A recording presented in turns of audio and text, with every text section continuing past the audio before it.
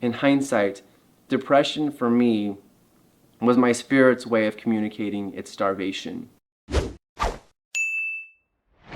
Depression has been a very, very big part of my YouTube channel from the very beginning.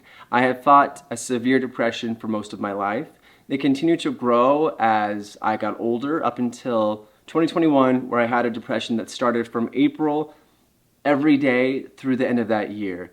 This eventually led to my decision to want to end my life. I had communicated it to my friends that I was going to end my life because I no longer wanted to suffer. I didn't think that anything would help me, and then I finally found a solution that worked for me. So this is why I wanted to come back and share some of my crazy experiences that have happened over the last year, because I think that there could be value in that for people out there who may need some guidance to understand what depression is and how to get through it. To cut to the chase of what got me through that, it would be psychedelics. Psychedelics are going through a pretty transformative time in our culture right now. They are seen as something that can help with mental health, which is fantastic. However, I'm a little concerned because our capitalist society is seeing the business opportunity in this, and because of that, psychedelics aren't being used the way they should be used.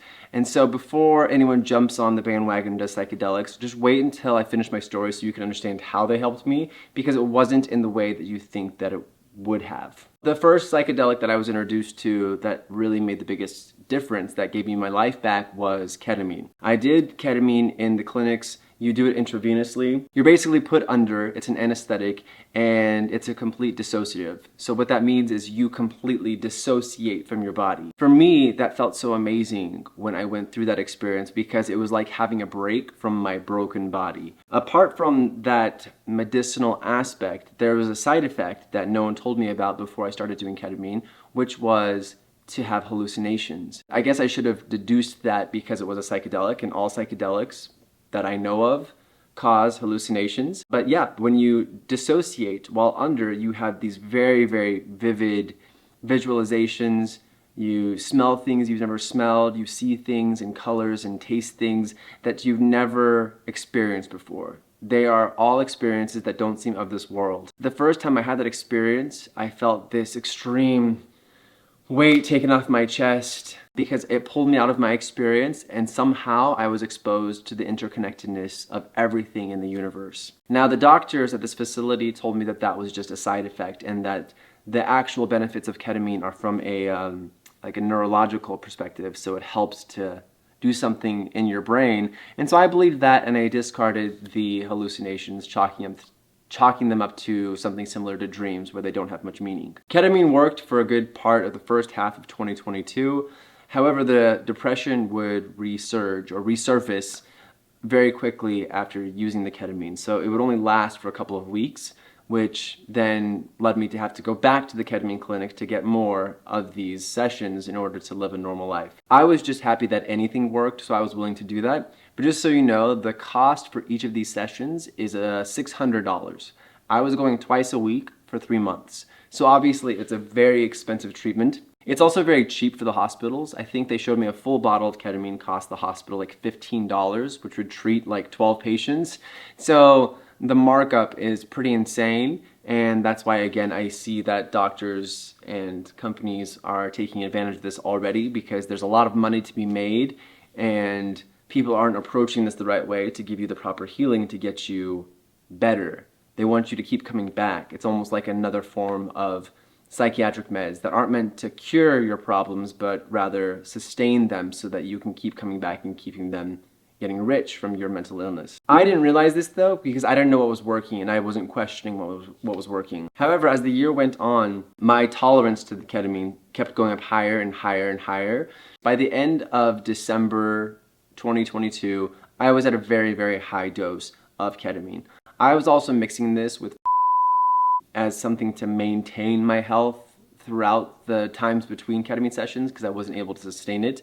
That was also helpful in its own way, but I didn't understand why. Taking that was not from a doctor, it was literally from the streets, I didn't know what I was getting, and I started developing heart problems for the last quarter of the year. So doing these ketamine sessions, it affects your heart, of course, and I was worried that there was going to be something that could potentially happen from that. Well, something did happen in the beginning of December of 2022. Now, I went to this ketamine clinic like any other day, but this day, when I started hallucinating, I was not hallucinating at all. In fact, I woke up, but I woke up and I was on the ceiling, looking down at my body on the table. My body was unconscious and there were two nurses hurriedly trying to wake me up. They weren't able to wake me up.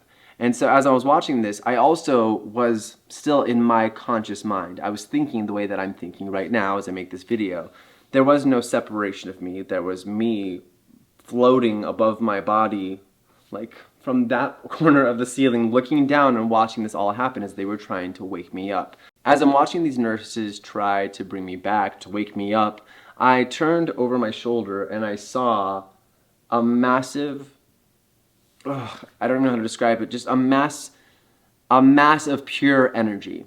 That's what all I can describe it as. It was a mass of pure energy and light. And when I saw that, I immediately knew that it was God. And you think, well, why is that the first thing you think of when you see this? And I can only answer that by saying that I remembered it was God.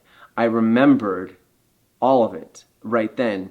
So this wasn't like a normal hallucination. This was like a memory. It felt like a memory of remembering something that I had forgotten for lifetimes. So as I watched this force above me over my shoulder, I looked back down to my body and I could see visually the souls in every single person in that room.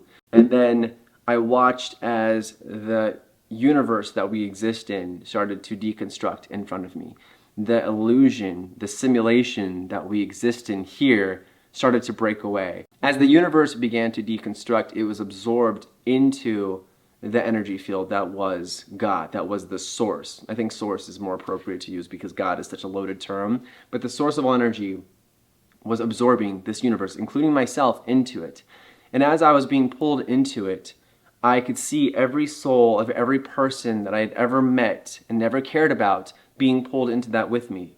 Now, I was wondering, as this is all happening, first of all, am I dead? And then second of all, if I'm dead, why are all these souls coming back with me? And that's when I realized that the universe, as it was collapsing, with it was the other illusions of space and time. Time does not exist. Time is also an illusion. It's a construct to allow us to have this human experience. And so when I was pulled out of it, when I was removed from the matrix, I was able to see the other souls come with me because time is irrelevant to this. So when I left, everyone left too. The illusion was over. But as we all were being absorbed by the source back into itself, I felt this strong sense of happiness and I guess the purest form of remembering. I remembered all of this. I remembered that we chose to create this simulation to have the experience on Earth of what it would be like to be humans with limitation. Basically, it was something we chose. We wanted to be here in this life. And so as the God source was absorbing us, it was galactic. The atmosphere was galactic. It was like we were in space. And there was a gravitational pull swirling us all into a tighter and tighter form to make one mass. It was similar to the way galaxies are shaped, but that was what we were forming as the gravity pulled us together to be one. And as every person that I knew and loved pulled tighter and tighter against me, we became one with the source. My consciousness shifted from my consciousness into God's consciousness. And so I'm sitting there still with my same mind thinking, wait, I'm God? I'm God? And then not only that though, I blended with every other soul in this universe. We all blended together as one. The best way I can describe it is as if it were some kind of hive mind, and we blended into one being. And I just remember as we finally came together to become one, there was this beautiful burst of the brightest light I'd ever experienced or I'd ever seen. And not like a blinding light like the sun. It was a bright light of absolute warmth and the purest form of love. And I was overcome by this extreme feeling of what I've later heard to be described as nirvana, because it was the purest form of happiness. And I felt happy because I felt whole again, because we were all one once again. And it was the most beautiful form of happiness I can ever describe. And I was so happy to have that experience. And I realized when we became one again that that was why we pulled ourselves apart in the first place, for the joy of coming back to put ourselves back together once again. So as I combined with the source and I deconstructed this reality that I had made to experience myself in the human form with limitations, we were moving on to the next form of creation, to the reincarnation of ourselves in the next form for whatever that looked like for us. With that, boom, I woke up to one of the nurses, this large guy next to me, forcing me awake, and it pulled me out of it. It pulled me out of it, and I fell back unconscious because, again, I was on such a high dose of ketamine, and I don't remember much of the rest of the day. They sent me home that day, so that's why this experience feels very strange to talk about after the fact, because near-death experience, I just feel like if the doctors had seen me, or the nurses had seen me flatline, they wouldn't just send me home. But at the same time, I reached out to them after to ask them what had happened that day, and they didn't really say much of anything. They said that I was confused, and I don't know. I don't really care to dive into what they said or didn't say, because it did feel a little bit sketch, but it doesn't matter, because whatever happened, maybe my heart rate never stopped, but my soul did leave my body, and I did see and remember who I am, not just who I am, but who we are. And we are gods. We are all individuations of the same thing.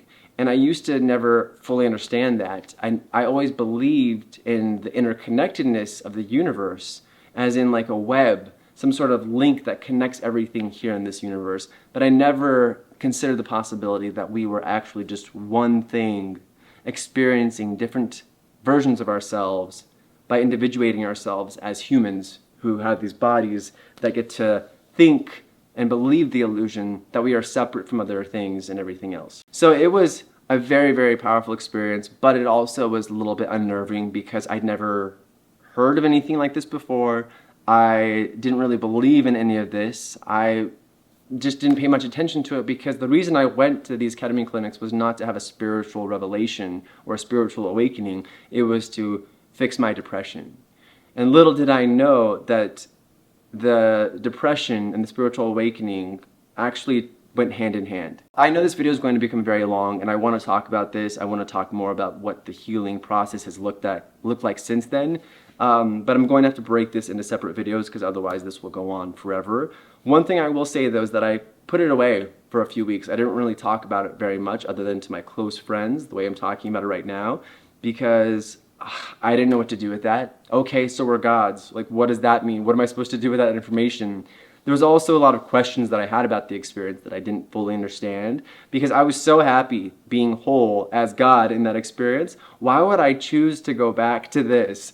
And that's not to say anything negative about the human experience. It's just when you measure it comparatively, being God, experiencing nirvana doesn't even compare, or it's far and above preferred to the experience of being a human on this planet, in my opinion. Long story short, I eventually came across a book a few weeks ago called Conversations with God by Neil Donald Walsh. I came across this book because of a TikTok creator that was describing basically the same thing that I had experienced in her own words. I want you to imagine that you are God, a creator that can snap their fingers and create and bring anything to reality. Time doesn't exist, it's only a construct that you also created. So you decided to play the human game. You put on your virtual reality glasses, created a whole avatar, and created a holographic universe. So you entered into this video game and you are here, but you still remember that you are God, so there's not much of a point, there's not much of a thrill. So you decided to forget who you really are and created every single obstacle to make you think that you are a limited being. And she said that she found out more about this from Conversations with God.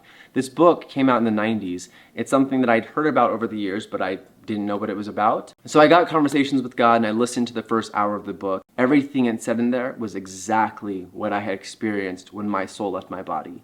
It was spot on, and I couldn't stop reading it. So I read the first book, the second book, the third book, the fourth book, and all of it, for me, feels like the truth. It doesn't feel like speculation anymore, or forcing myself to believe something that doesn't really fit, or having faith in something just because I'm told to, have faith that it exists. This felt like the truth. Now I understand that for me, that's probably more precise because I saw it. I experienced it. I experienced everything that it describes heaven and God and what it is to be for myself. And I just felt like I wanted to share that today along with my experience, because I can go on about this, and I will probably if I have the opportunity to do so, but I will put the link to where you can get Conversations with God down below. The first book is definitely the most transformative, but all 4 in the series are very, very helpful. But this will give some context to understand and give answers to what we really are. Because the point of all of this is that you don't have to try to be anything. You already are that thing. And now it's just about remembering, because we consciously made ourselves forget who we were so that we could have this human experience. It's a very complex topic that I can't obviously share fully right now because, I have a limited amount of time and your attention. But I wanted to share this experience because this has transformed my life. And the more that I've pursued this spiritual path, the more my depression has fallen away. And I haven't done a ketamine session since because I haven't needed to. My spirit feels like it's awakening. And I almost feel that, in hindsight, depression for me was my spirit's way of communicating its starvation. It was a starved spirit, and it's been so preoccupied by the mind's trauma, the mind's needs, and the body's needs, that I forgot to feed it. Or I didn't know how to feed it. I didn't even know it was hungry.